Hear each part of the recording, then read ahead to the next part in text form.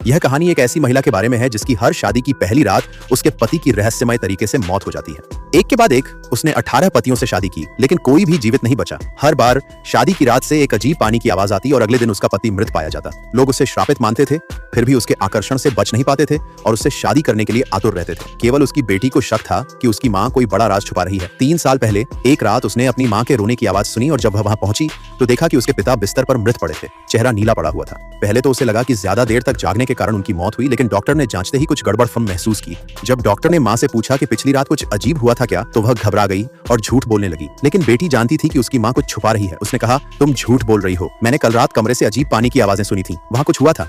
हालांकि माँ ने बात को टाल दिया और जल्द ही अपने पति के अंतिम संस्कार की व्यवस्था की। परंतु हैरानी की बात यह थी कि जैसे ही उसका पति दफनाया गया, एक और आदमी उससे शादी करने के लिए तैयार हो गया। बेटी को यह सब गलत लगा और उसने विरोध किया, लेकिन माँ ने उसकी कोई बात नहीं सुनी। कुछ ही समय बाद उसकी माँ ने पड़ोसी से शादी कर ली और बेटी को उसे पापा बुलाने के लिए कहा। बेटी ने गुस्से में कहा, पिताजी को मरे अभी 100 दिन भी नहीं हुए और तुमने किसी और से शादी कर ली, क्या तुम बिना मर्द के रह नहीं सकती? माँ ने उसे चुप कराने के लिए थप्पड़ मारा, लेकिन बेटी को यकीन हो गया था कि उसकी माँ और उसके नए पति के बीच कोई बड़ा राज छुपा है। और फिर उसकी माँ की शादी की रात आई। क्या बेटी अपने माँ का राज जान पाएगी आगे जाने के लिए अगर इस वीडियो पर 1 लाख लाइक्स पूरे करें? जैसे ही यह लक्ष्य पूरा होगा, हम इस भयानक रहस्य का अगला पार्ट लेकर आएंगे, तो लाइक करें और इस खौफनाक सच को जानने के लिए तैयार रहें।